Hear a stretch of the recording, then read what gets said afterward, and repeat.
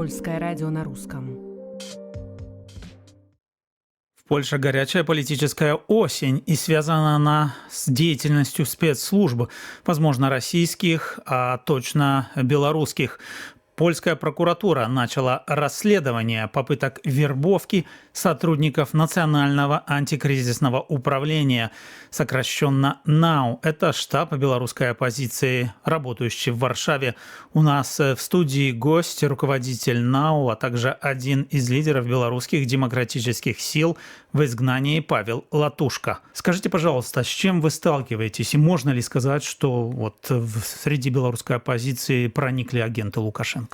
Это системные масштабированные действия, мотивированные политическим руководством Беларуси и России, которые направлены на то, чтобы воспрепятствовать деятельности демократических институтов, демократических сил, работающих не только в Польше, а также и в Литве, а в других государствах Европейского Союза. Но прежде всего мы говорим о очень активной деятельности на территории Польши. Они заключаются в различных методах. Это вплоть до угроз убийства, похищения, реализация подобных действий, потому что в Национальной прокуратуре Польши Департамент по борьбе с организованной преступностью в Лоди ведет расследование по подстрекательству установленного лица в убийстве меня по заданию спецслужб.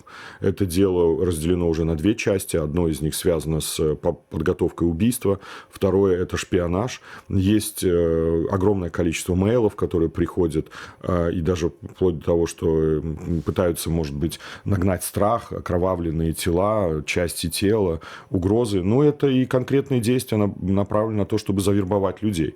Мы с этим сталкивались давно, но именно в июле месяце, 27-31 июля, это была массированная атака. Массированная – это значит, что 12 сотрудников нашей команды Народного антикризисного управления, это в том числе ряд из них члены Координационного совета, выбранные на выборах в прошлом году, получили конкретные сообщения с предложениями о сотрудничестве.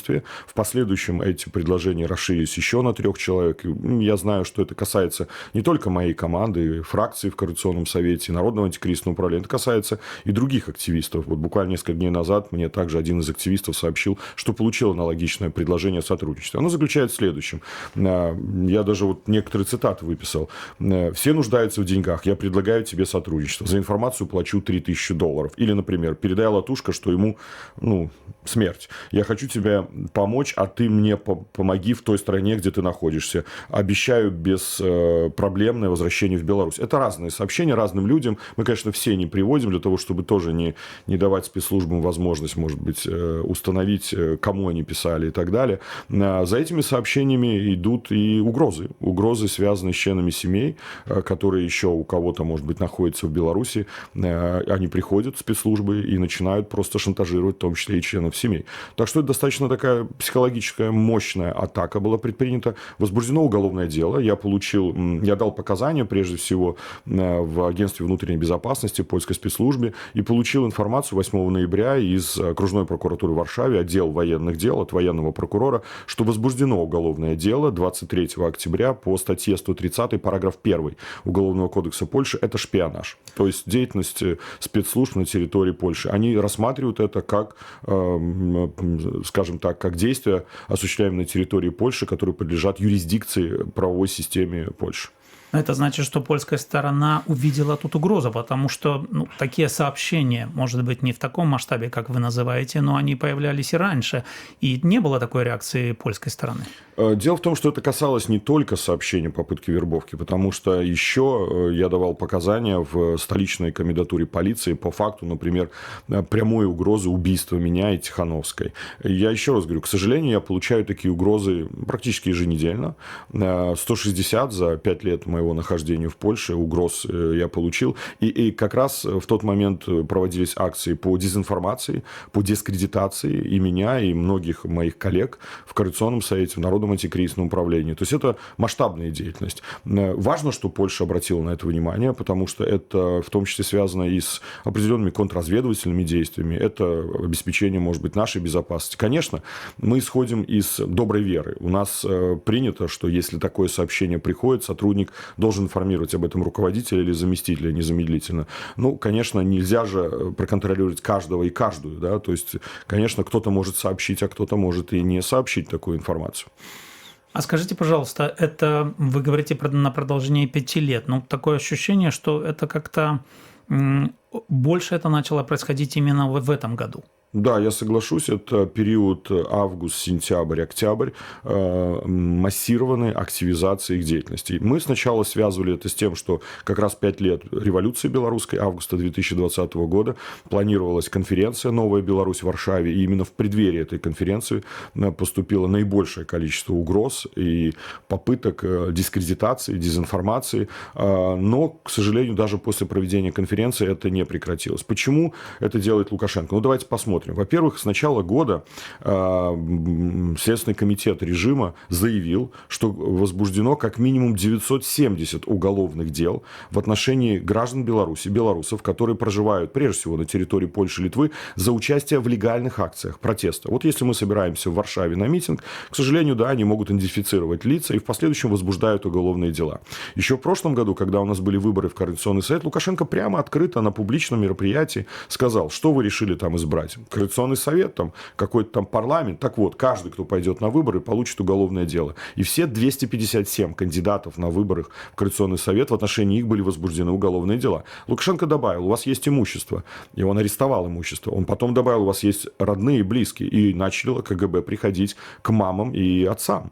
И начало шантажировать их. То есть это прямое политическое указание совершения преступлений экстерриториального характера в отношении граждан Беларуси, имеющих легальный статус проживания здесь. Многие из них находятся под международной защитой. Это подпадает все под преступление против человечности. Поэтому наша команда, которая прежде всего фокусируется на вопросах ответственности Лукашенко и санкционной политики, и подвергается этим атакам. Мы, взаимодействуя с Министерством юстиции Литвы, год работали конфиденциально над тем, чтобы подготовить материалы, которые в последующем правительство Литвы передало в офис прокурора Международного уголовного суда для начала дознания, а мы надеемся, что будет и следствие по факту совершения преступлений против человечности в отношении белорусов. Вот как раз-таки одним из элементов этого преступления является преследование белорусов за рубежом.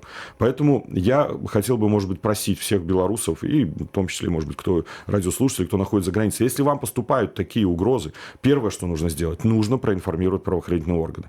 Уже на моем телеграм-канале вы можете найти номер уголовного дела, который возбудил военный прокурор Польши, и писать именно в окружную прокуратуру в Варшаве, ссылаясь на этот номер, и тогда эти материалы будут обобщаться в одном месте. Тогда и эффективность следствия будет более высокой. Если вы не сообщаете об этом, если вы скрываете эту информацию, входите в коммуникацию, вы можете сами стать участником преступления, которое называется шпионаж. Поэтому очень важно сообщать правоохранительным органам. Скажите, пожалуйста, режим Лукашенко, мы знаем, связан с Россией. Вот вы сталкиваетесь, я не знаю, возможно ли сказать, что не только белорусские спецслужбы, но и российские спецслужбы также действуют тут в Польше по отношению к белорусской оппозиции? Мы все помним с вами историю Павла Гонзалеса, Павла Рубцова. Это офицер военной разведки ГРУ Министерства обороны Российской Федерации. Он дважды приходил ко мне в офис под видом испанского журналиста брать интервью. В последующем он был задержан на территории Польши за шпионаж, как раз когда началось полномасштабное вторжение России в Украину.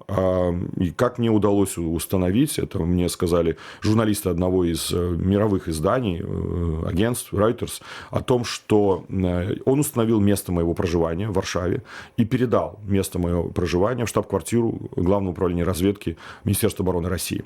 Деятельность в отношении нас осуществляет не только КГБ. Против нас действует военная разведка России и Министерства обороны Беларуси. Действует и разведка Министерства внутренних дел Беларуси. Появилась такая структура в МВД, раньше ее не было, но они используют в том числе и этот канал. Доказательств этому много. Например, в прошлом году 2 офицера Министерства обороны Беларуси, военной разведки, посещали курс польского языка, который находится один этаж ниже от нашего офиса, то есть прямо под нашим офисом, и пытались вступить в коммуникацию с сотрудниками нашей команды. Благодаря киберпартизанам удалось удалось установить, что у каждого из них 4 фамилии, имени, 4 паспорта, 4 номера регистрационных. А в одном случае они ошиблись. Они указали место проживания военная часть возле Минска. И благодаря этому удалось установить, что это офицеры Министерства обороны. Потом появился еще даже третий человек. Я не буду говорить в деталях, идет следствие. Вот. Поэтому давайте посмотрим. Объединенный переходный кабинет, который я также представляю, являюсь заместителем Светланы Тихановской в Объединенном переходном кабинете, признан в этом году решением Верховного суда Лукашенко как террористическая организация. В обосновании этого решения, которое представлял генеральный прокурор Лукашенко по фамилии Швед, было написано, что Объединенный переходный кабинет осуществляет свою деятельность против военно-политического руководства Беларуси и России. Причем здесь Россия? Ну, то есть мы понимаем, что инициатива признания кабинета террористической организации, что абсолютно нонсенс. Мы не занимаемся никаким терроризмом, у нас политическая структура, да? И мы используем чисто правовые методы, информационные методы работы и борьбы. Но это было предложение Российской Федерации. В последующем и меня, и Тихановскую уже второй раз внесли в список террористов. Это легализация целей. Мы отдаем себе отчет, что фактически это означает, что, ну, что могут сделать с террористами? Все, что угодно. В этом году я получил, Лукашенко выступил с абсурдным заявлением о том, что якобы я в 2020 году планировал собрать всю оппозицию в Минске вместе с Тихановской и всех сжечь. Ну, вначале я посмеялся, подумал, к сожалению, такие дурацкие заявления Лукашенко делает часто. Что тут обращать внимание? Нет, на следующее утро я получаю угрозу, что я буду подвергнут атаке. И во время выступления в Варшавском университете на меня нападает человек, которому заплатили деньги, и кричит: ты хотел сжечь, ты осиротить детей Тихановской. Ну, абсурд. После этого я получаю сообщение, что это только начало, а дальше будет твое уничтожение. И за этим идут действия, дезинформация, дискредитация, попытки вербовки сотрудников. То есть идет просто, я получаю письмо, что я в этот момент, когда я читаю это письмо, я должен собрать свои вещи незамедлительно и уехать срочно из Польши, потому что спецслужбы Польши не обеспечат твою безопасность. Посмотри пример Анжелики Мельниковой, бывшей председателя Координационного совета, которая уже исчезла, и 9 месяцев ее нет, мы не знаем, где она. Анатолия Котова, который уже практически 3 месяца исчез в Турции. Здесь осталась жена и ребенок. Его нет. И мне приводятся эти примеры еще одного гражданина Беларуси, как было подано правоохранительными органами, это был несчастный случай, а там утверждает, что он был убит. Так вот, если ты это не покинешь Польшу, я тебе расскажу методы, как ты будешь уничтожен. ДТП, отравление, ковид. И говорит, в результате ковида КГБ удалось нескольких лидеров ликвидировать еще в то время. Ну, вот такие угрозы. Конечно, я понимаю, что часто это психологические атаки. Часть пишут люди неуравновешенных, но часть это просто четкая работа спецслужб, и которая потом реализуется еще и в определенных действиях, к сожалению. Господин Павел, скажите, пожалуйста, мы знаем, что не только из Беларуси уехали люди в эмиграцию, также и политически активные, и политические лидеры, но также из России. И также уже случалось в истории, что вот методы режима Лукашенко начались использоваться российской стороной. Как вам кажется, может быть, вот похожие угрозы, может ли российская оппозиция, российские демократические силы сталкиваться в Европе? Да, безусловно, я думаю, что они уже сталкиваются, я думаю, что мы слышали о подобных, похожих историях, но, может быть, масштаб пока не сравним с тем, что делает режим Лукашенко, потому что разница заключается в чем? Что мы создали институты, Объединенный переходный кабинет как исполнительный орган Демсил, каждый из членов кабинета прошел, как скажем, получил поддержку Координационного совета, а Координационный совет – это избранный парламент, ну, так, по крайней мере, написано в резолюции Сената Польши, что Координационный совет является парламентом в эмиграции. И это институты. Для Лукашенко это серьезная проблема, потому что это политическая альтернатива. Поэтому он работает на то, чтобы уничтожить эти институты. У нас достаточно активные организации, ну, например, я могу говорить про нашу команду НАУ. Если мы передали в офис прокурора 2 мощных досье, оформленных с точки зрения всех стандартов международного уголовного права по фактам незаконного вывоза украинских детей и их индоктринации, с подписями, с документами, где там подпись Лукашенко. И вы понимаете, что это реальность, условно говоря, выдачи ордера на арест Лукашенко существует постоянно, перманентно. Мы вместе, как я говорил, с Минюстом Литвы отработали правовую стратегию, и Литва инициировала разбирательство по факту преследования белорусов. Это еще одна возможность преследования Лукашенко. Я, как член парламентской ассамблеи Совета Европы, благодаря тому, что я избран в Координационный совет, инициировал поправку в резолюцию парламентской ассамблеи Совета Европы, которая четко фиксирует, что предоставление территории Беларуси Беларуси, так называемым высшим военно-политическим руководством Беларуси во главе с Лукашенком, является актом агрессии. И сейчас мы, вот я могу объявить, начали правовую работу по сбору, обобщению и оформлению всех доказательств, связанных с совершением преступления агрессии Лукашенко и его сообщниками, для передачи спецтрибуналу по ответственности за агрессию против Украины.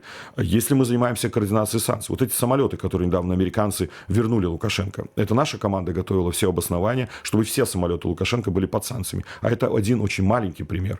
Санкционных пакетов мы подготовили 34. И абсолютное большинство, сотни чиновников, сотни представителей спецслужб попали в санкционные списки благодаря нашей работе. Ну, конечно, он будет против этого воевать. Ну, потому что мы что-то из себя представляем. Да? Вот институциализация, я думаю, и ликвидация институтов для Лукашенко – это приоритет. Он хочет зачистить поле для того, чтобы договариваться уже напрямую с Брюсселем, с Вашингтоном. А скажите, пожалуйста, вы сказали, что как бы обратились с такой просьбой, что если людям выходят службы на контакт, то надо про это информировать. А я почему про это спрашиваю? Вот шире, скажем, каким образом могут демократические силы противостоять вот этим попыткам? Потому что то, что вы называете, это ужасная ситуация, так? То есть, но этому надо как-то противостоять. И что тут можно сделать? Да, вы знаете, у меня кожа слона, даже она немножко начала потрескивать, да, в августе, в сентябре этого года, потому что, конечно, беспрецедентное количество угроз. Мы фактически вынуждены были собирать оперативный штаб ежедневно. Оперативный штаб – это, конечно, прежде всего взаимодействие в команде. Это самозащита. Но мы превентивные меры, информационной гигиены, безопасности. Я думаю, что большинство людей это понимают. Какие трубки снимают, кому пишут, какие скрывают мейлы или сайты, какие посещают. То есть это все нужно внимательно отслеживать. Да? Не сообщать, может быть, о планах вашего передвижения, чтобы это знал очень ограниченный круг лиц, да, или менять в последний момент. Это такие, скажем, элементарные базовые меры. Но мы должны с вами понимать, что мы находимся в юрисдикции государств, членов Европейского Союза. И не надо здесь переоценивать наши возможности. У демократических сил Беларуси, у демократических институтов нет контрразведки. У нас есть две организации, очень достойные, уважаемые, Белпол и киберпартизаны, которые могут осуществлять определенную верификацию тех лиц, которые, например, пытаются установить контакты или которые просят там о каком-то содействии, лоббинге там, в решении вопросов определенных, важных для каждого человека, да, в тех странах, где они проживают. Но это не гарантирует 100%, что мы будем безопасны. Поэтому мы должны жить в этой правовой системе и прежде всего рассчитывать на помощь спецслужб, контрразведки этих государств, где мы находимся. Поэтому я и говорю, прежде всего нужно информировать в данном случае прокуратуру, военную прокуратуру, прокурор окружной в Варшаве, в отдел по военным делам, обращаться в агентство внутренней безопасности, в полицию, то есть информировать их об этом, потому что только эти страны могут защитить нас. Наши даже действия, связанные с обращением с личными данными, формально могут также служить основанием для преследования, потому что в Европейском Союзе личные данные находятся под защитой, правда? Поэтому здесь нужно быть, еще раз говорю, внимательным, но опять же рассчитывать на поддержку правоохранительной системы страны, в которой вы проживаете. Да, это не будет так, что к вашему случаю есть внимание, потому что вы политик, вы известный человек, а, скажем, обычный белорус, который столкнется с этим, выслушают ли его?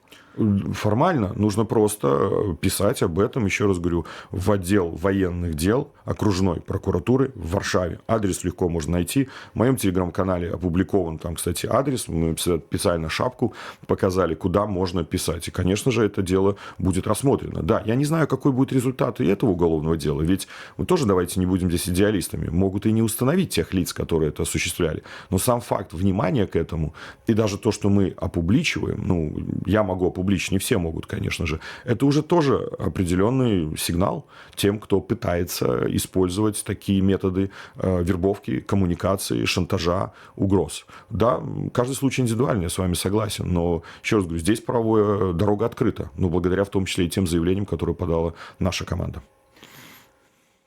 Я тогда еще спрошу вас про такую актуальную тему, то, что произошло вчера. в Польше, власти Польши заявили про то, что произошло несколько диверсий. Как вам кажется, может ли эти диверсии иметь какой-нибудь след, не знаю, спецслужбы Беларуси, России, и насколько это серьезная ситуация? Безусловно, я думаю, взаимодействие здесь есть. Даже сам факт того, что те, кто совершил диверсии, подозреваемые лица, скрылись на территории Беларуси, они покинули территорию Польши через пограничный переход Тересполь, по крайней мере, вот на момент нашего интервью такая информация поступила, это в какой-то степени косвенно, пусть не прямо, но подтверждает. Исходя из своего дипломатического опыта, достаточно богатого, я могу сказать, что, работая здесь послом в Польше, я вспоминаю ситуацию. Перед визитом премьер-министра Беларуси Сидорского за 2 дня до визита был задержан помощник военного атташе Польши, якобы за шпионаж. И это сорвало визит премьер-министра. Я помню, когда сюда приезжал глава парламента Лукашенко, один из активистов, лидеров польского меньшинства, был задержан на границе якобы с наркотиками. Конечно, это было все подставные спецоперации спецслужб. Почему это делалось? Для того, чтобы сорвать вот эти контакты и визиты. И мне это навело на мысль, что как раз все эти события произошли в субботу-воскресенье. Как раз за несколько часов до открытия 2 пограничных переходов – Бобровники-Берестовицы и Кузница-Брузги. Представьте себе, если бы эти диверсии имели бы последствия, связанные с человеческими жертвами. Как вы думаете, как бы поступило польское правительство? Я не решаю за польское правительство, но могу предположить, что вряд ли бы состоялось открытие этих пограничных переходов. Всегда за подобными как бы политическими шагами, все-таки это политический шаг, открыть для людей возможность коммуникации, стоят спецслужбы. Спецслужбы играют свою игру. Иногда заказчик может находиться и в Минске, а может находиться и в Москве. Поэтому здесь я бы рассматривал и украинское направление, конечно, железная дорога, поставка грузов воюющей Украине, которая защищает свой суверенитет, территориальную целостность, но есть еще и белорусский элемент, я бы его также не исключал. С вами был Юрий Лихтарович, и у нас в студии в гостях был один из лидеров белорусских демократических сил в изгнании, Павел Латушко, руководитель Народного антикризисного управления. Польское радио на русском. Это подкаст «Главное. Действительно о важном». О том, о чем необходимо сегодня знать.